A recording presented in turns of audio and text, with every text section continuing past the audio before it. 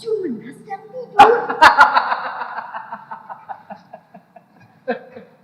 Duduklah, duduk. Jangan kau jauh-jauh dari kursi ini. Duduk kembali. Kau nikmati saja kursi ini, perempuan tua.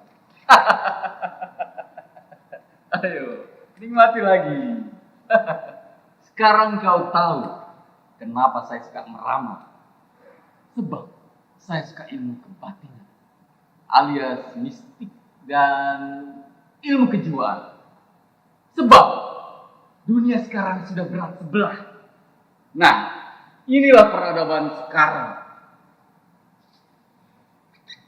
Kepala terus diisi, sementara dada dibiarkan masuk angin. Maka kepala terlampau berat, tak dapat lagi ditopang oleh dada. Seperti ondel-ondel terkena angin puyuh. Maka terhuyung-huyunglah manusia zaman sekarang seperti pemabuk. Padahal sumber kekuatan hidup ada di sini. Bukan di kepala seperti kata Jumena, karena dia simping. Juki, sudah itu pidatomu. Pidato. Saya ingat lagi sekarang. Kenapa kau berdiri? Duduklah lagi. Kau sudah tua. Bukan kau nyaman berada di sini. Pidato. Pidato. Zaman-zaman sebelum filsafat Sokrates. Atau Profesor Raden Hidayat menyebutnya dengan istilah zaman kata-kata bunga berduri. Boleh saja disebut zaman retorika. Tapi saya cenderung menyebut dengan istilah sendiri. Sesuai dengan semangat kemandirian Profesor Joyo. Sumber kekuatan pada kata. Kata mereka. Padahal sumber kekuatan hidup ada di jantung. Di jantung. Juki, bukannya di kaki kau. Kaki. Kaki sebenarnya tidak perlu lagi kalau orang sudah tinggi ilmunya. Kau percaya bahwa setiap malam saya pergi ke Mekah? Sukar saya jelaskan. Kau masih kotor. Ini ilmu-ilmu zaman dulu. Kau mau bukti?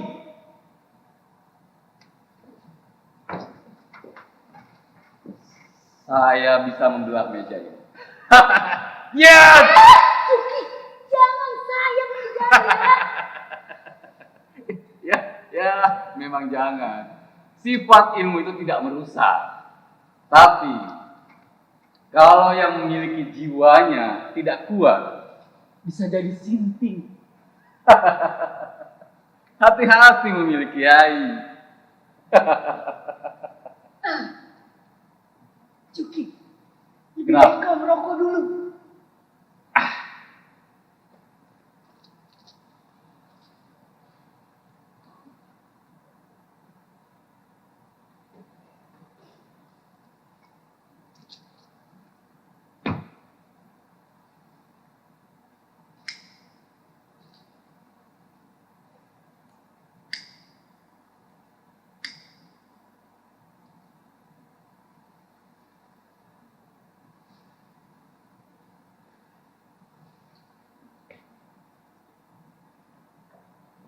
Sifat tolong menolong itu sifat Nabi.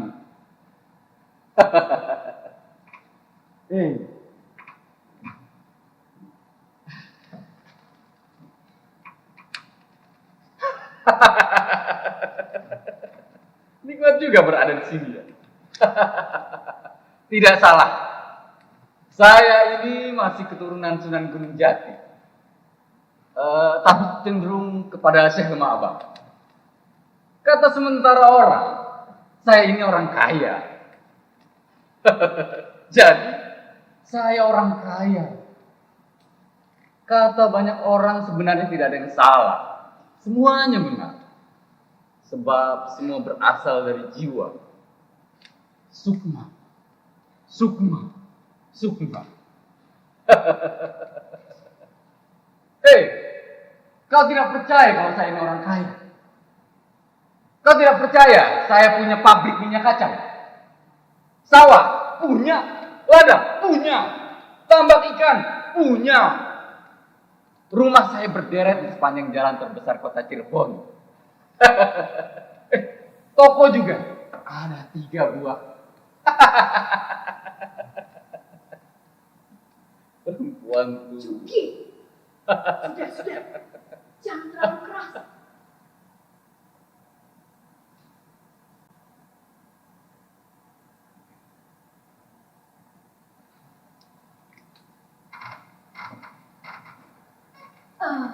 Ais, sudah waktunya makan. Lebih baik kau bangunkan Jumena ya. Tidak usah nih, belakangan ini aku terlihat sakit lagi. Jadi biarkan saja akan tidur. Baiklah, saya pikir juga begitu.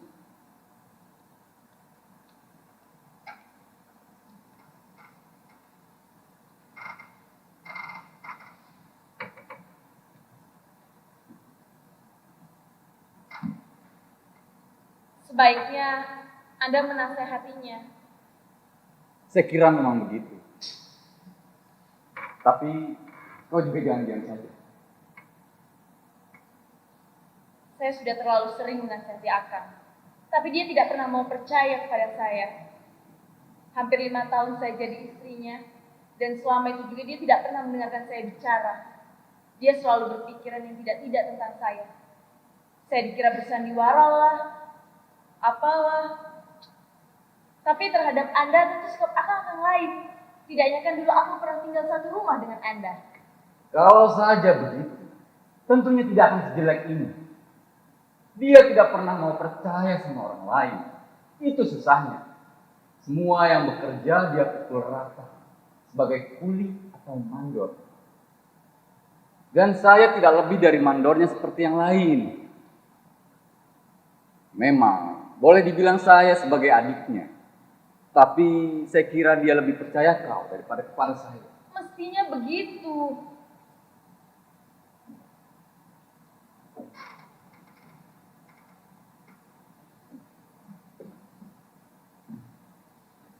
Empat tahun sudah. Dia tidak pernah berubah. Dia tidak pernah percaya bahwa ada orang lain yang membutuhkan cintanya. Sedangkan dia sendiri tidak pernah mau mencintai. Percaya kepada saya. Akan Jumena diam-diam mencintai kau. Tapi dia tidak pernah percaya kalau kau mencintainya. Dari kontak perempuan yang pernah dia kawin, hanya 2 orang yang sungguh-sungguh dia cinta. Kau dan istrinya. Percayalah, Akang hanya sangat kesepian. Sampai setua itu, keinginannya untuk punya anak belum terwujud. Saya kira gampang kita makin. Tapi sekarang saya sedang mengandung dan saya yakin. Betul, Kau mengandung. Kalau begitu, selesailah masalahnya. Semua akan selesai dengan sendirinya. Hanya karena anak dalam kandunganmu itu. Syukurlah, saya harap kau lebih hati-hati. Tapi dia tidak pernah mau percaya. Kau harus sabar. Tunggu sampai dia sendiri melihat bagaimana anak dalam kandungan itu semakin membesar dan membesar. Dan kalau dia tetap tidak percaya kau sedang mengandung, pandang matanya yang salah. Atau dia tidak pernah percaya pada matanya sendiri. Syukurlah. Saya kira sebentar nanti saya akan membicarakan hal ini dengan dia. Seperti dongeng saja. Justru setelah hampir seluruh rambutnya putih, tiba-tiba akan Jumena akan punya anak. Jangan lupa, kau harus kau tanyakan padanya ini. Tapi saya pikir Kenapa kau jadi cemas tiba-tiba? Maksud saya, apakah tidak sebaiknya Anda tidak usah menyinggung pembicaraan ini kapanpun dengan Akang? Maksud saya sebelum saya berhasil meyakinkan Akang, sebab Saya tidak mengerti. Heran saya. Kenapa? Atau kau telah berbohong? berbohong. Kau telah membohongi saya. Kau sebenarnya tidak mengandung. Untuk apa saya berbohong? Dan saya yakin kalau saya sedang mengandung. Kalau begitu tak ada yang perlu dicemaskan. Percaya saya, semua akan berubah seketika. Hanya dengan berita gembira ini. Lihatlah nanti, saya tahu bagaimana caranya menyampaikan berita ini ke telinga terbalik. Hati-hati, jantungnya. Kau memang istrinya, tapi saya jauh lebih kenal daripada kau.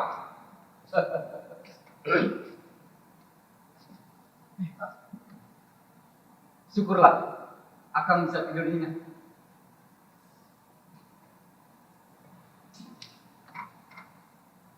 Kang, sebaiknya aku makan dulu saja ya. Iya kan, saya sudah mendahului.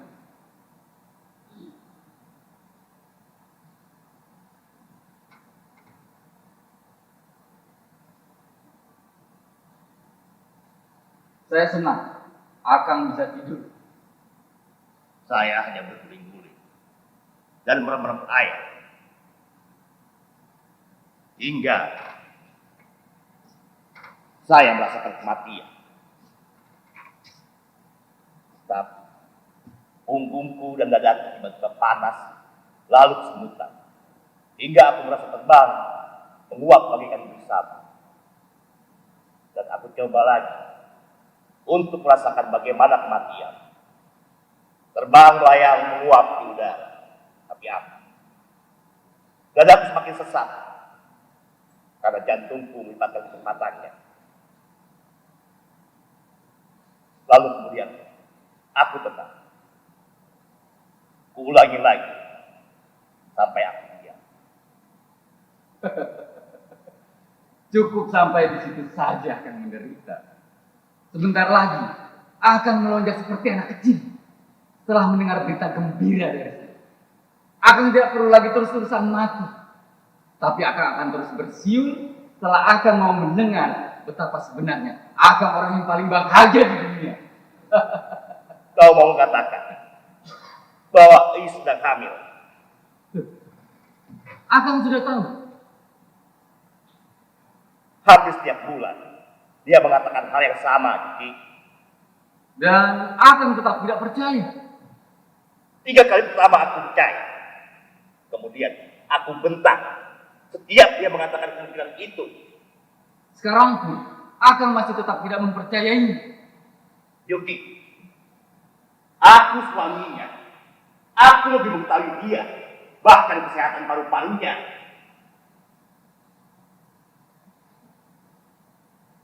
Kalau memang sama sekali tidak ada harapan, kenapa akan bersikeras tidak mau mengambil anak angkat?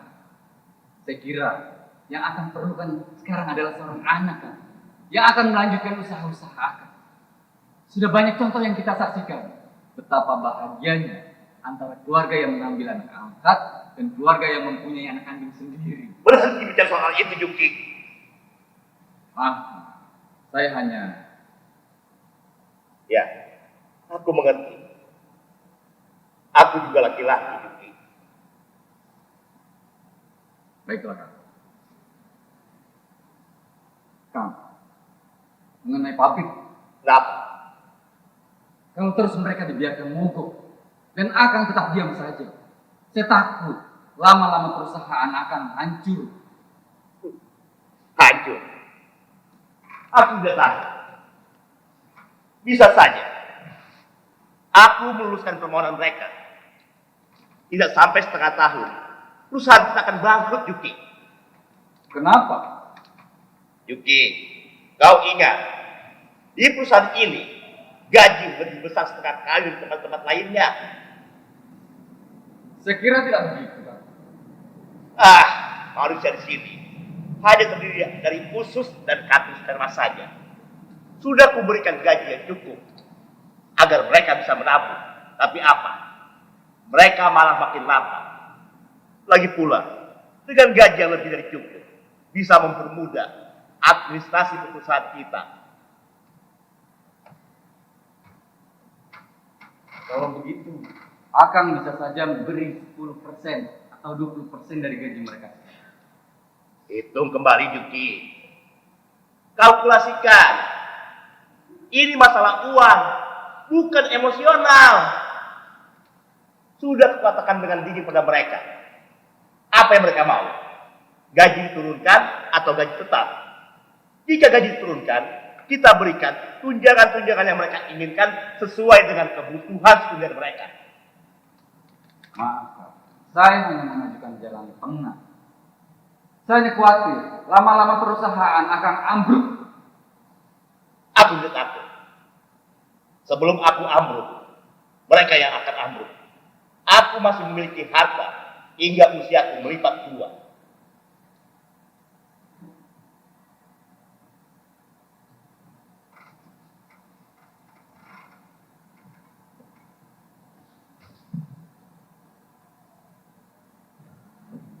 Yuki,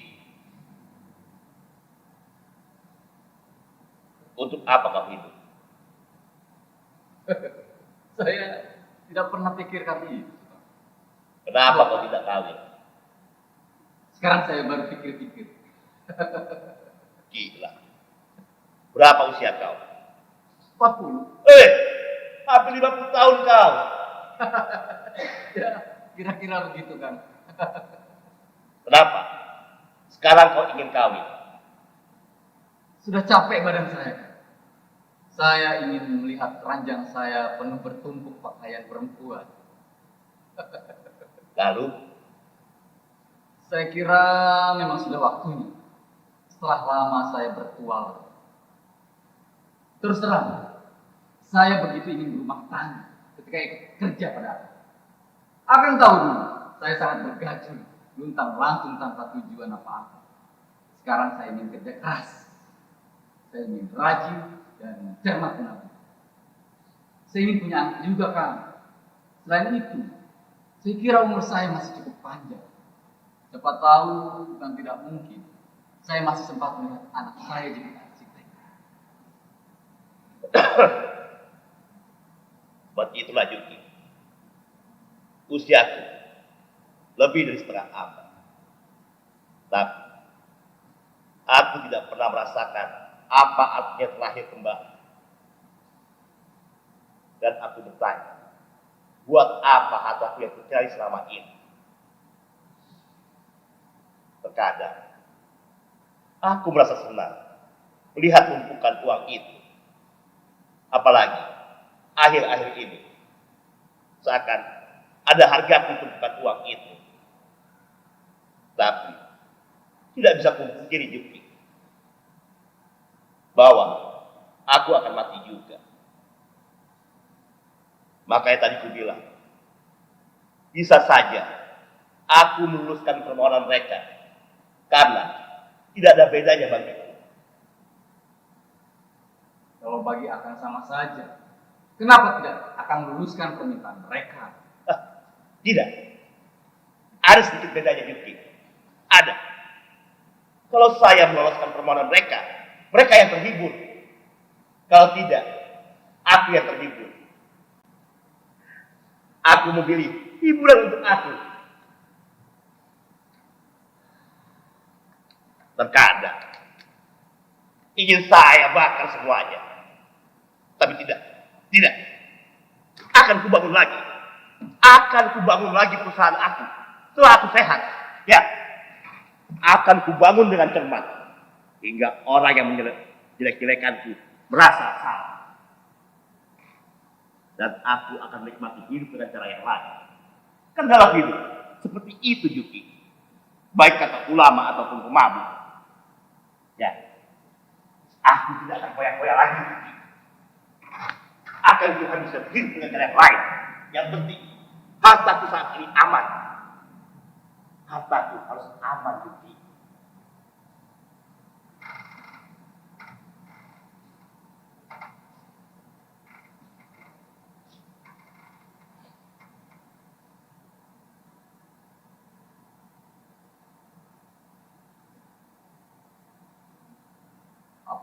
melihat apa yang aku ingat di malam-malam dahulu. Tante akan pernah cerita di balik sarung kumal akan. Iya. Aku pernah berpikir kepadamu.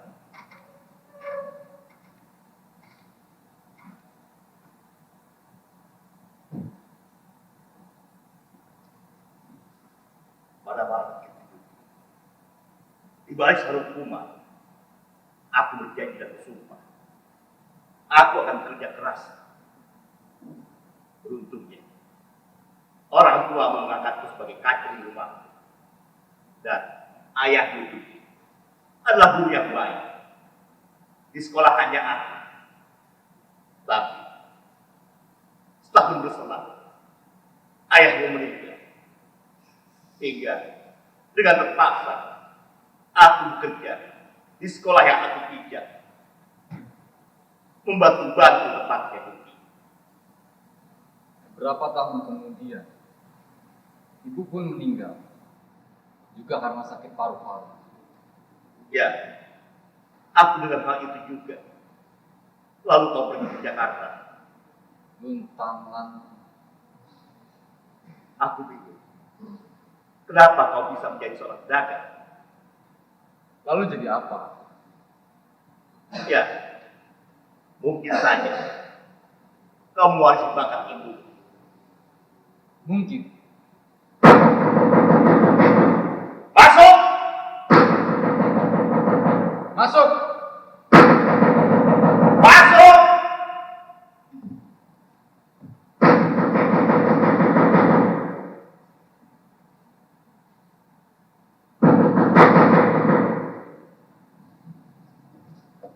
Siapa? Tidak ada siapa-siapa. Kau tidak melihat laki-laki yang memegang? Atau kau melihat seseorang yang Saya yakin tidak ada siapa-siapa. benar kau tidak melihat?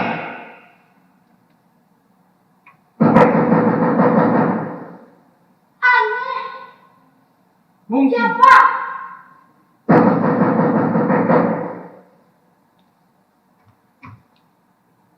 Siapa sih? Siapa? Tidak ada siapa-siapa.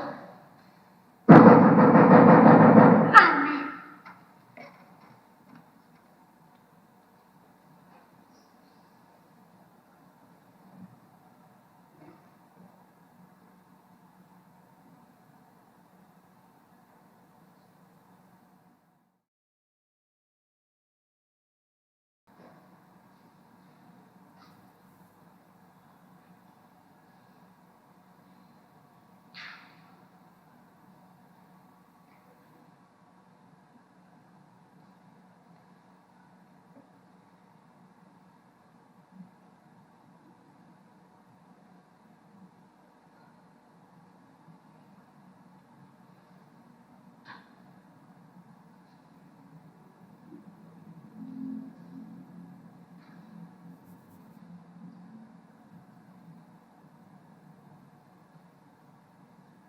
Kalau saja kau mau berdoa. Saya capek. Ya memang. Kau terlalu keras bekerja. Bahkan kau tidak pernah istirahat. Kita sangat kesepian. Kita tidak pernah punya anak. Terkadang aku bertanya, buat apa kerja keras aku selama 40 tahun?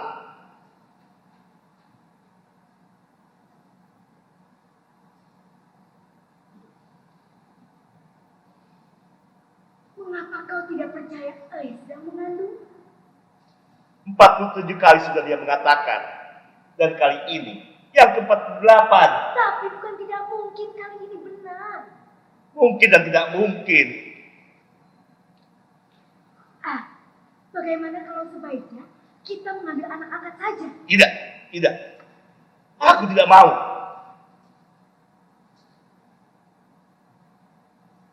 Kau kelihatannya mengantuk. Saya rasa begitu. Lebih baik kau tidur di dalam. Akan saya coba.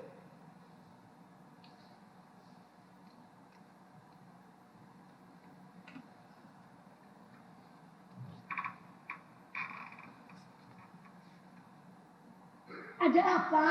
Saya sanksi. Lampu! Lampu! Aku benci kegelapan. Aku tidak mau kuliah dalam kegelapan. Lampu! Lampu! Gelap. Gelap buat tidak tahu apakah aku masih hidup atau mati. Kegelapan membuatku sesat, menyumbat mulut dan leherku dengan kain hitam yang bau. Andai saja kegelapan adalah makhluk berdaging, akan kutikam jantungnya. Cahaya! Cahaya menyiksa!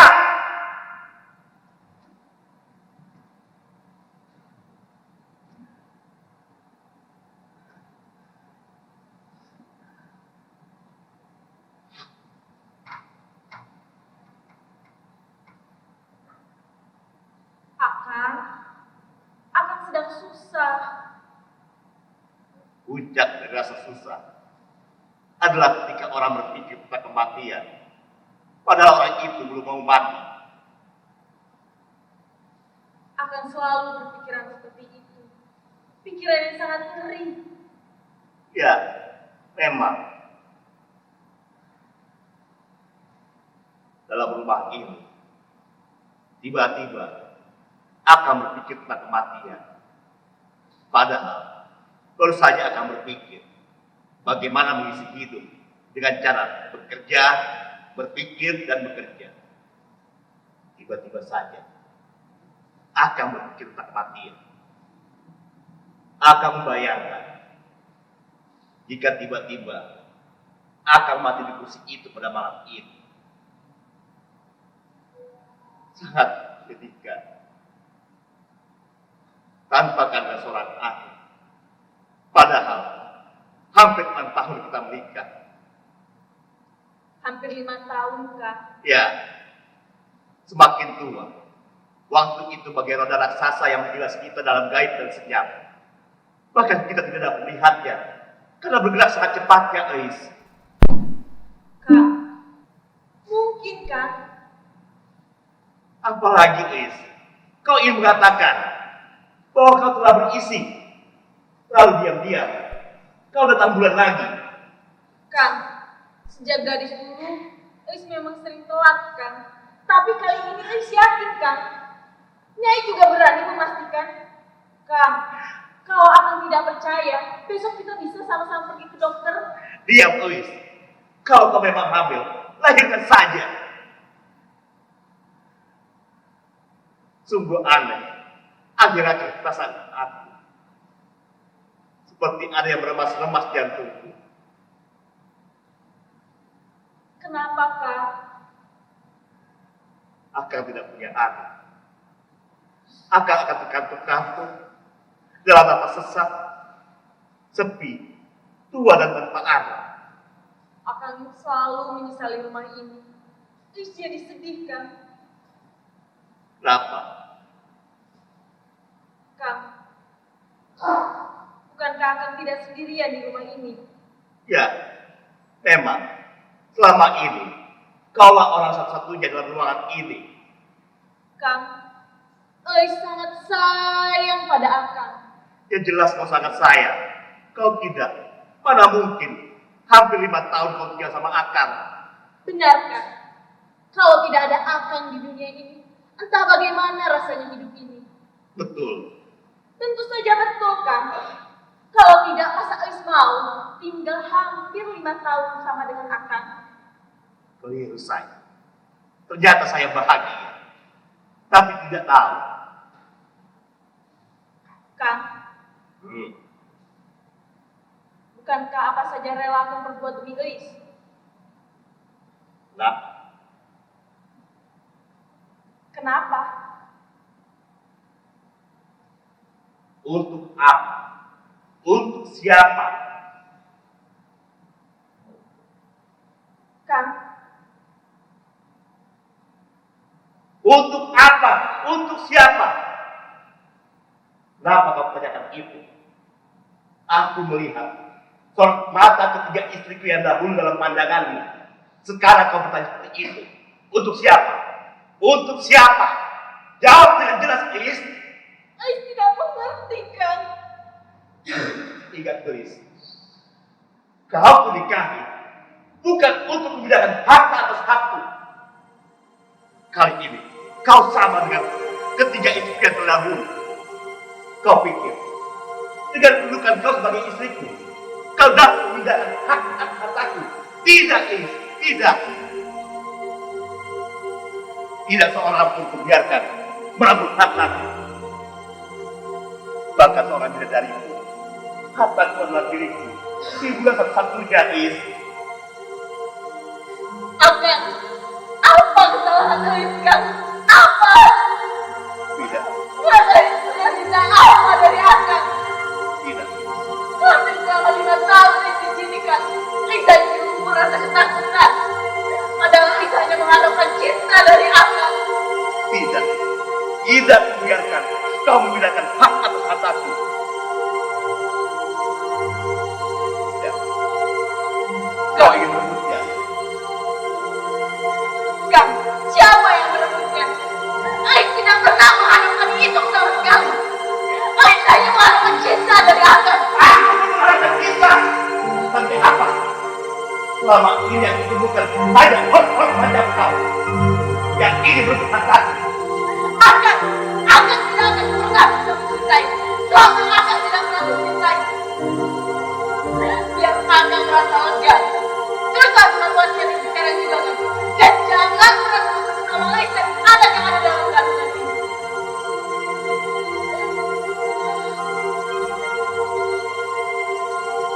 Kang, Ais mohon, jangan lanjutkan lagi pertengkaran ini, Kang. Ais tidak ingin Akang tinggalkan.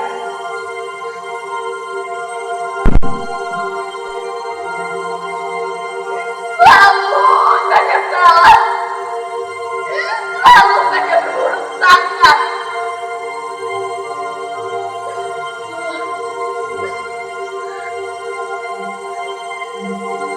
Kang, please minta maaf kalau memang tadi yang salah Ais, Kang.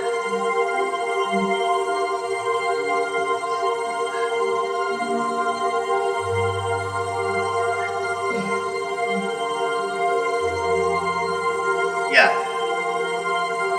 memang buat apa sepasang suami istri membicarakan hal itu? Benar, Kang. Ais izin ya, Kang. Harusnya seorang istri bersikap seperti ini akan lebih suka berbicara tentang hal-hal gaib dibandingkan masalah harta. Ternyata kita bahagia. Benar, Kang. Kita sangat amat bahagia. Diumpamakan merpati yang terbang jauh ke angkasa yang luas dan mampir ke pepohonan yang berbunga. Tidak. Kenapa aku selalu ragu? Bila ada kebahagiaan atau kesenangan yang datang tiba-tiba, seakan semuanya mengecewakan, seperti drama-drama Korea. Kenapa Tidak. lagi, Kang? Untuk apa? Untuk siapa?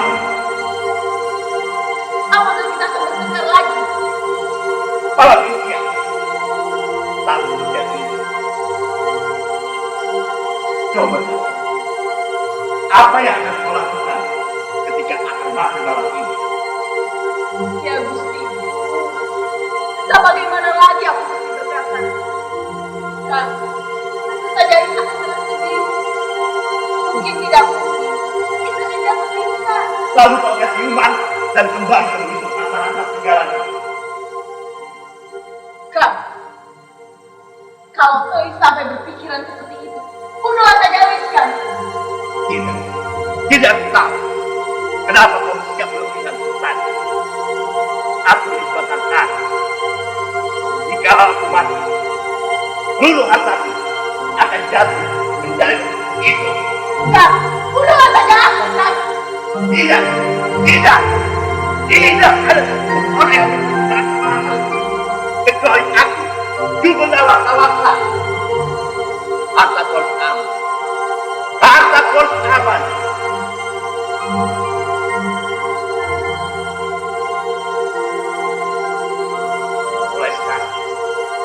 Kita cerai. Tidak, Kan.